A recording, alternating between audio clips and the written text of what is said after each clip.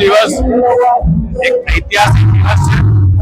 ભારતના ઇતિહાસના પન્નાઓમાં લખાયો ઇતિહાસ યુગો સુધી ભારતની આ જનતા આજના દિવસને યાદ રાખશે. આજ વડનગરની ધરતીના ગુજરાતની ધરતીના સપૂત દેશના યશસ્વી પ્રધાનમંત્રી માનનીય મોદી સાહેબને સૌથી લાંબા સમયથી ચૂંટાયેલા પ્રતિનિધિ તરીકે પ્રધાનમંત્રી તરીકે 12 વર્ષ પૂર્ણ થયા છે. આ વિકાસના અને વિશ્વાસના આ સૌથી વધારે સમય સુધી દેશમાં ચૂંટાયેલા પ્રધાનમંત્રી તરીકેનો એક રેકોર્ડ બ્રેક થયો છે.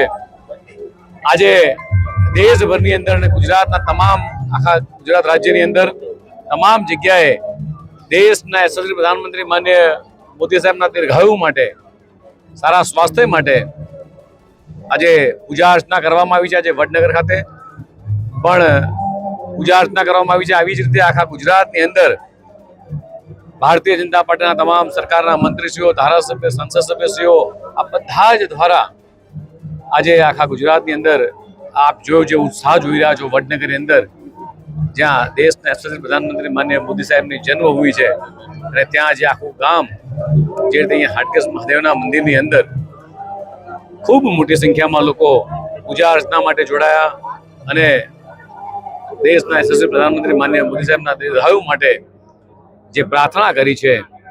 જે રીતે દેશના યશસ્વી પ્રધાનમંત્રી માનનીય મોદી સાહેબ ગુજરાતના મુખ્યમંત્રી રહ્યા કે દેશના પ્રધાનમંત્રી રહ્યા, આ તમામ રેકોર્ડો એમણે જ્યારે સર કર્યા છે અને છેવાડાના માનવી સુધી સરકારી જેટલી પણ યોજનાઓ ગુજરાતના મુખ્યમંત્રી હતા ત્યારે અને આજે દેશના પ્રધાનમંત્રી છે ત્યારે એક છેવાડાના માનવી સુધી, અંત્યોદય સુધીની તમામ સરકારી યોજનાઓના લાભો લોકો સુધી પહોંચે, દેશનો સર્વાંગી વિકાસ થાય.